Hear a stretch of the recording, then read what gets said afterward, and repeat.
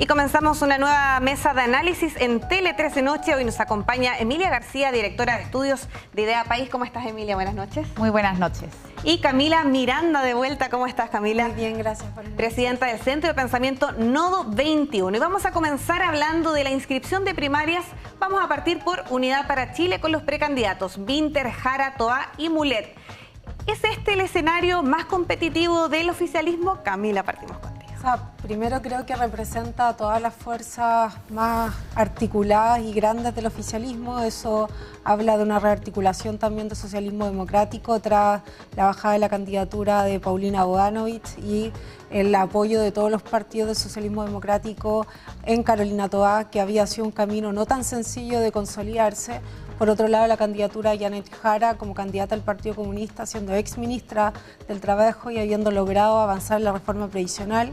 Y en el caso del diputado, ahora candidato presidencial, Gonzalo Vinter, por el Frente Amplio, que es el partido grande del oficialismo y también del presidente actual de la República. Entonces creo que muestra la posibilidad y la capacidad de los partidos del oficialismo de presentar primero y sostener candidaturas presidenciales, porque para quienes nos escuchan quizás puede ser sencillo pensar en una persona diciendo quiero ser candidato presidencial, pero cuando uno se tiene que tomar en serio ofrecer un proyecto de país, eso supone tener la capacidad de sostener luego ese planteamiento al país, tener equipo, tener capacidad de movilización y una primaria que, si bien no es la elección donde todas y todos estamos obligados y convocados a tomar una posición, convoca a las militancias y a los cercanos a decir, bueno, en el sector del progresismo en particular, ¿quién creo que es la mejor carta para ser candidato presidencial y competir con otros sectores políticos en la primera vuelta y luego, si es que pasa, en la segunda vuelta? Entonces creo que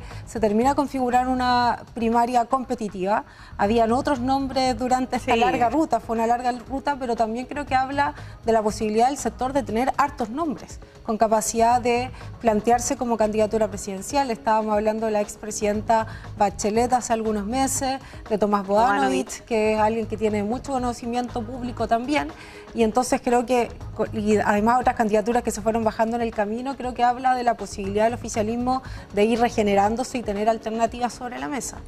¿Son candidatos competitivos por el lado del oficialismo?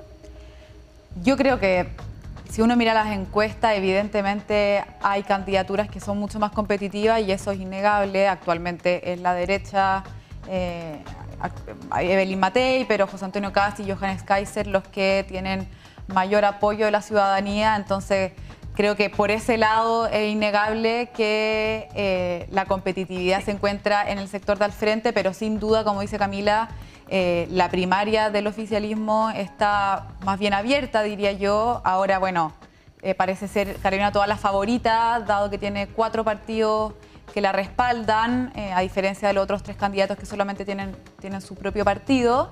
Pero yo creo que no hay que confundir primarias competitivas y entretenidas con un proyecto político de unidad y consolidado. Yo actualmente, mi intuición es que no está tan claro cuál es ese proyecto político que actualmente está uniendo al oficialismo.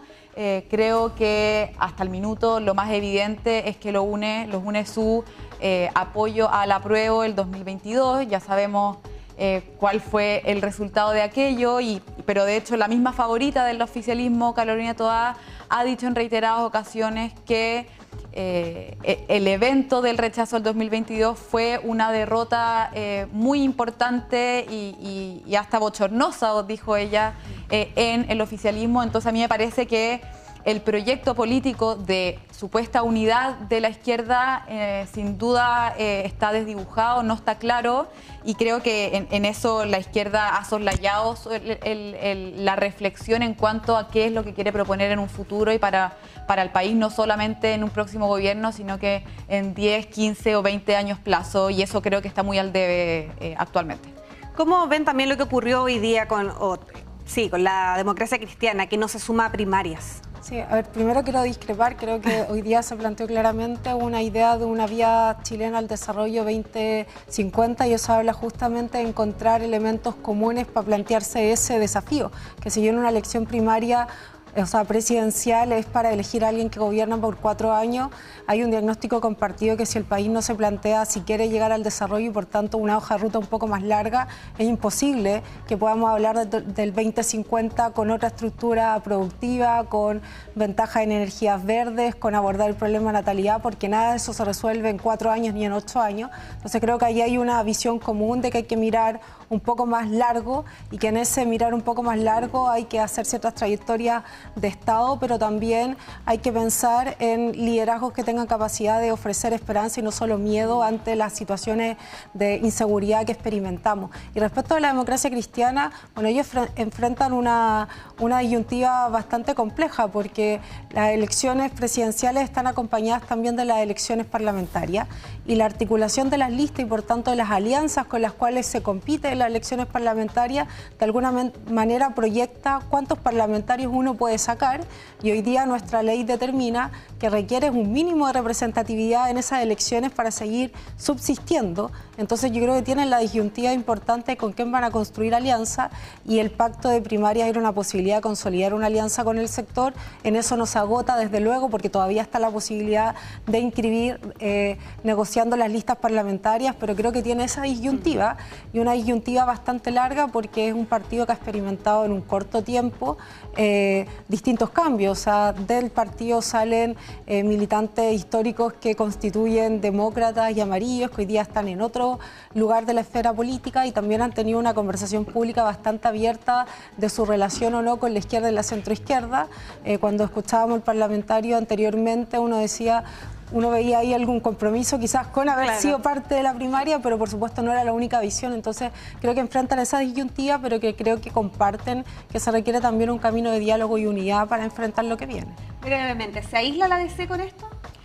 Yo creo que lo que está viviendo la DC no es algo que se puede atribuir solamente a su participación o no participación en las primarias. Ahora escuchamos al diputado Aedo a hablar como medio triunfal de los 400.000 votos que obtuvieron en concejales, creo, si no me equivoco, el año pasado, pero recordemos que hace 20 años estábamos hablando de un bolsón de más de 1,5 millones de votos. Entonces, creo que el declive de la democracia cristiana no se puede circunscribir solamente a si se incorpora o no al pacto, en este caso de las primarias del oficialismo, sino que tiene que ver con el proyecto político de la democracia cristiana que se ha ido alejando de sus orígenes.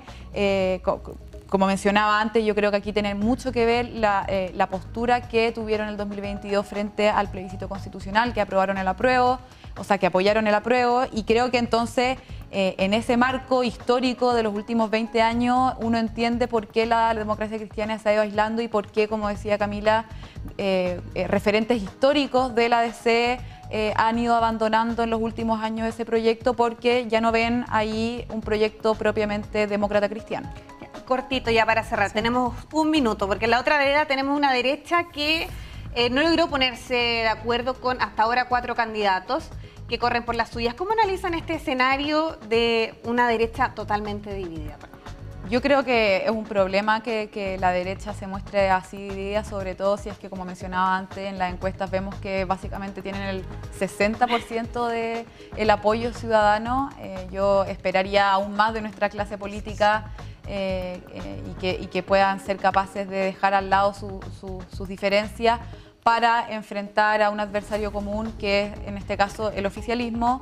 Y en ese sentido yo desdramatizaría en todo caso el hecho de no tener unas primarias. Evidentemente no es lo mejor, yo hubiese preferido que sí la hubiera, pero en ningún caso eso representa una falta de unidad o falta de gobernabilidad posible para un próximo gobierno, pero sin duda es algo que debiese lamentar la centro derecha y la derecha. A ver, sí, yo creo que no tienen un proyecto común claramente, por eso no tienen capacidad de producir una primaria común, porque obliga a los otros, y en la discusión pública ha quedado en evidencia que hay muchas diferencias entre lo que plantea a veces Belín Matei con lo que plantea Kaiser, y a veces parecen asimilarse, luego se distancian, entonces nunca queda claro qué cosas comparten y cuáles no, y creo que la disyuntiva es que en este ejercicio de haber nombrado a Belín Matei, después de haber discutido, bueno, tengamos primarias, entonces pongamos otros candidatos, después volvamos a Matei, también habla de una dificultad de gobernabilidad que estuvo cruzada también con la elección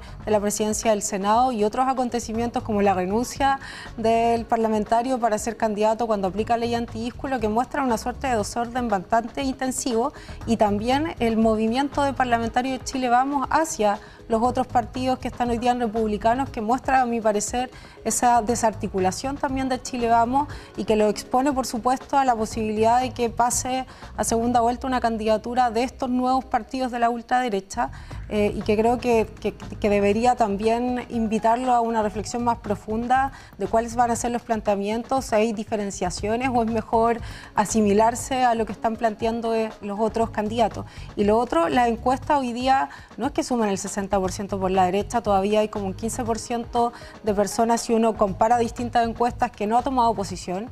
Varios de ese porcentaje ha disminuido porque han aparecido las candidaturas del oficialismo como cartas sobre la mesa que no habían estado durante meses en las mediciones. Y uno suma, yo diría que la derecha hoy día mantiene lo que ha sacado históricamente, que es cerca del 40-45% fiel a la derecha, y lo otro está en disputa. Perfecto. Camila Miranda, Emilia García, muchas gracias por acompañarnos esta noche en Tele 13 Noche. Nosotros vamos a una pausa y continuamos con más noticias al regreso.